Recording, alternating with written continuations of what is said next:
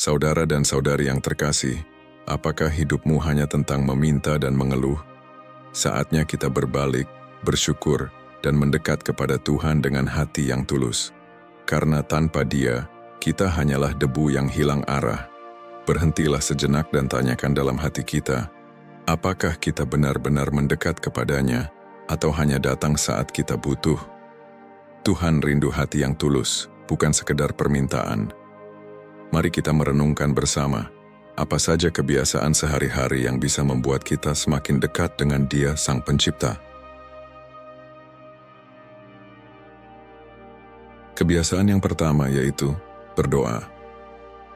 Berdoa bukan sekedar rutinitas tetapi sebuah napas rohani yang menghubungkan kita dengan Tuhan. Kita sering terjebak dalam doa yang hanya berisi permintaan, tetapi sesungguhnya doa adalah ruang untuk membangun hubungan yang dalam dengannya. Tuhan rindu kita berbicara kepadanya dengan hati yang tulus, di setiap waktu, pagi, siang, dan malam. Dalam 1 Tesalonika 5 ayat 17 dikatakan, tetaplah berdoa.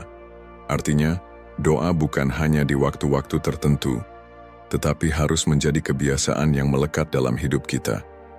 Saat kita meluangkan waktu untuk berdoa dengan penuh iman dan ketulusan, kita akan semakin peka terhadap suara Tuhan dan kehendak-Nya dalam hidup kita.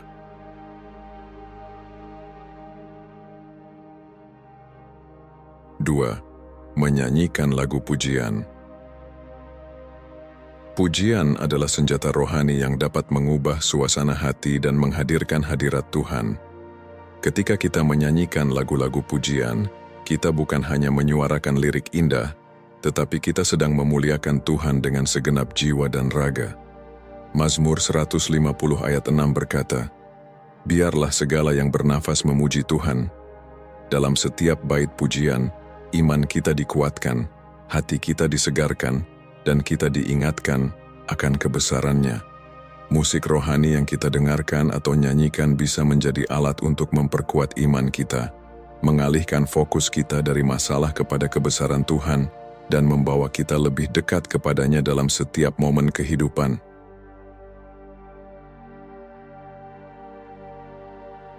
Tiga, meditasi dan kontemplasi. Di dunia yang penuh dengan kesibukan dan distraksi, kita sering kehilangan momen untuk benar-benar merenungkan firman Tuhan dan kebesaran-Nya. Meditasi rohani bukan sekedar duduk diam, tetapi meluangkan waktu untuk mendalami kasih dan kehendak Tuhan dalam hidup kita. Yosua 1 ayat 8 berkata, janganlah engkau lupa memperkatakan kitab Taurat ini, tetapi renungkanlah itu siang dan malam, supaya engkau bertindak hati-hati sesuai dengan segala yang tertulis di dalamnya.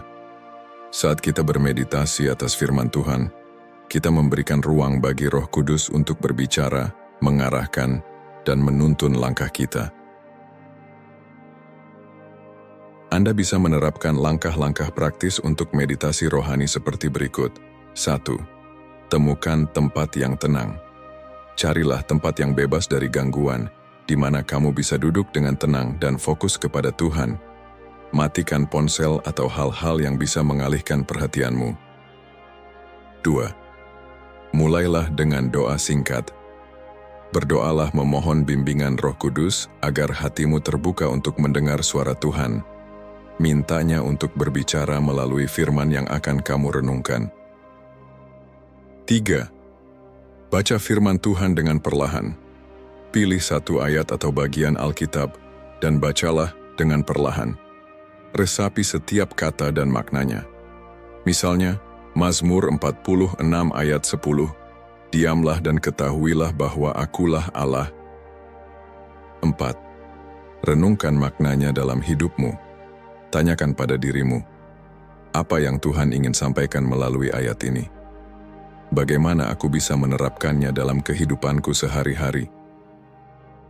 5. Tulis dalam jurnal. Catat pemikiran dan perasaan yang muncul selama meditasi. Tulis apa yang kamu pelajari dan bagaimana kamu ingin bertumbuh dalam iman. 6. Berdiam diri di hadapan Tuhan. Setelah merenungkan firman, diamlah sejenak dan izinkan Tuhan berbicara di dalam hatimu. Terkadang jawabannya datang dalam keheningan. 7. Akhiri dengan ucapan syukur. Tutup sesi meditasi dengan berterima kasih kepada Tuhan atas penyertaan-Nya dan hikmat yang telah diberikannya. Dengan melakukan langkah-langkah ini secara rutin, kita tidak hanya akan semakin dekat dengan Tuhan, tetapi juga akan menemukan damai sejahtera yang sejati di dalamnya.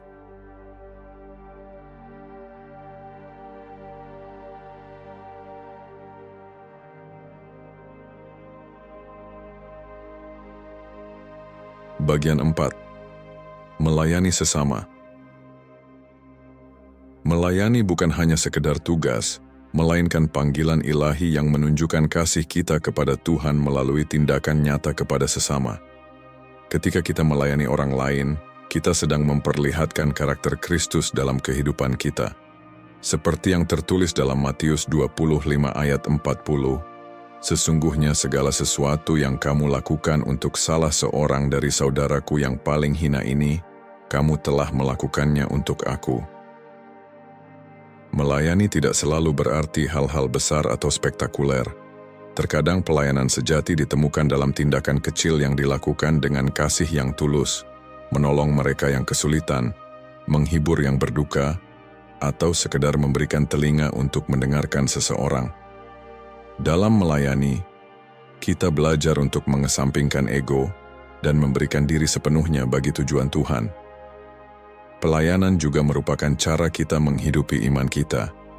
Yakobus 2 ayat 26 menegaskan, sebab seperti tubuh tanpa roh adalah mati, demikian jugalah iman tanpa perbuatan-perbuatan adalah mati. Dengan melayani, kita menunjukkan bahwa iman kita bukan hanya sekedar kata-kata, melainkan sebuah gaya hidup yang berdampak bagi dunia.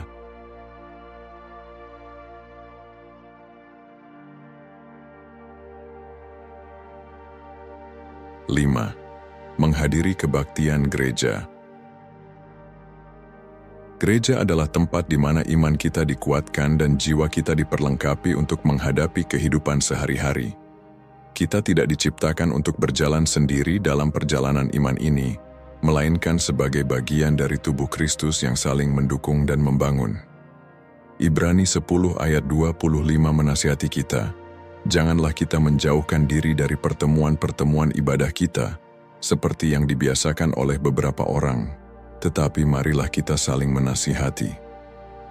Kehadiran kita di gereja bukan hanya sekedar kewajiban, tetapi kesempatan untuk mengalami hadirat Tuhan bersama saudara seiman. Melalui ibadah, kita menerima pengajaran firman Tuhan yang membangun, memujinya dalam kebersamaan, dan mendapatkan kekuatan dalam komunitas yang mengasihi. Ketika kita menjadikan kebaktian gereja sebagai prioritas, kita menunjukkan kepada Tuhan bahwa Dia adalah pusat dalam hidup kita. Kehadiran kita dalam persekutuan gereja juga menjadi kesaksian bagi orang lain, bahwa kita adalah bagian dari keluarga Tuhan yang lebih besar dan siap untuk bertumbuh bersama.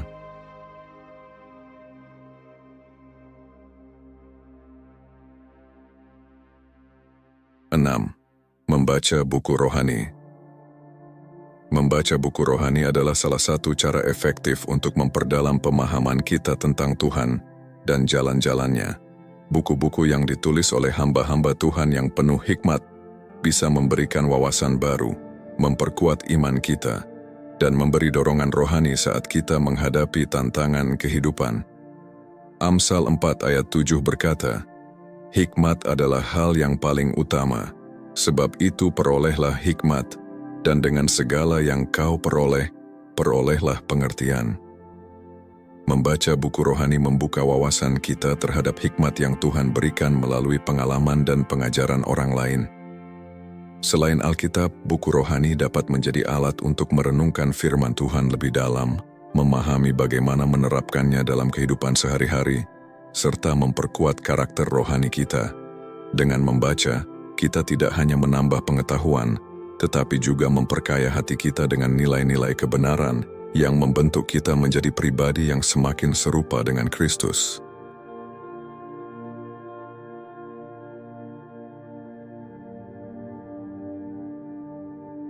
7. Bersyukur.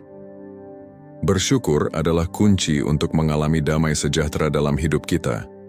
Ketika kita belajar untuk bersyukur, kita melihat hidup ini dari perspektif yang berbeda, perspektif ilahi. Tuhan menghendaki kita untuk selalu bersyukur dalam segala keadaan. Karena di dalam ucapan syukur, terdapat kekuatan untuk menghadapi setiap musim kehidupan. Seperti yang tertulis dalam 1 Tesalonika 5 ayat 18, mengucap syukurlah dalam segala hal, sebab itulah yang dikehendaki Allah di dalam Kristus Yesus bagi kamu. Namun bersyukur bukanlah hal yang selalu mudah, terutama di saat kita menghadapi pergumulan dan tantangan hidup. Dunia mengajarkan kita untuk selalu mengejar apa yang belum kita miliki, tetapi firman Tuhan mengajarkan kita untuk menghargai setiap hal yang telah diberikan. Bersyukur bukan berarti kita menutup mata terhadap kesulitan, tetapi kita memilih untuk tetap percaya bahwa Tuhan bekerja di balik segala sesuatu untuk mendatangkan kebaikan. Ketika kita bersyukur, hati kita dipenuhi dengan sukacita yang tidak bergantung pada keadaan. Kita menjadi lebih peka terhadap berkat-berkat kecil yang sering terlewatkan dan lebih kuat dalam menghadapi badai kehidupan. Bersyukur juga adalah bentuk penyembahan kepada Tuhan, karena kita mengakui bahwa segala sesuatu berasal darinya dan untuk kemuliaan-Nya.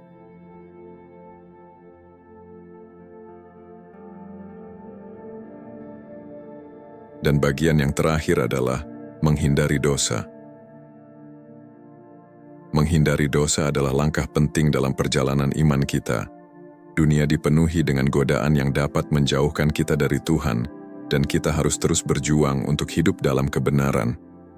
Firman Tuhan mengingatkan kita dalam Roma 6 ayat 12, sebab itu hendaklah dosa jangan berkuasa lagi di dalam tubuhmu yang fana, supaya kamu jangan lagi menuruti keinginannya. Dosa seringkali masuk ke dalam hidup kita melalui hal-hal kecil yang terlihat tidak berbahaya, namun seiring waktu dapat menjauhkan hati kita dari Tuhan. Itu sebabnya kita harus selalu berjaga-jaga dan bersandar pada kekuatan Tuhan untuk menghindari setiap jerat yang dapat menjerumuskan kita ke dalam kegelapan. Menghindari dosa bukan hanya tentang menjauhi perbuatan yang salah, tetapi juga tentang memperbarui pola pikir dan hati kita agar selaras dengan firman Tuhan. Mazmur 119 ayat 11 berkata, "Dalam hatiku aku menyimpan janjimu, supaya aku jangan berdosa terhadap Engkau." Ketika kita hidup dalam kekudusan, kita membuka jalan bagi berkat Tuhan untuk mengalir dalam hidup kita. Tuhan ingin kita hidup sebagai terang dunia, menunjukkan kasih dan kebenaran-Nya dalam setiap aspek kehidupan kita. Hidup dekat dengan Tuhan adalah perjalanan yang membutuhkan komitmen, disiplin, dan ketulusan hati. Setiap langkah kecil yang kita ambil untuk berdoa, bersyukur, melayani, dan menjauhi dosa akan membawa kita lebih dekat kepada hadirat-Nya yang kudus. Kita dipanggil bukan hanya untuk menjadi pendengar firman, tetapi juga pelaku yang nyata dalam kehidupan sehari-hari. Jangan biarkan kesibukan dunia menjauhkan kita dari hal-hal yang kekal. Tuhan selalu menanti kita dengan tangan terbuka, siap untuk memimpin dan membimbing kita di setiap langkah. Ingatlah janji dalam Yakobus 4 ayat 8, "Mendekatlah kepada Allah, dan Ia akan mendekat kepadamu." Mari kita jadikan hidup ini sebagai persembahan yang hidup bagi Tuhan, mempersembahkan waktu, hati, dan pikiran kita untuk mengenal-Nya lebih dalam lagi. Dengan melakukan kebiasaan-kebiasaan yang mendekatkan kita kepada Tuhan, kita tidak hanya akan mengalami berkat-Nya, tetapi juga menjadi alat-Nya untuk memberkati dunia di sekitar kita.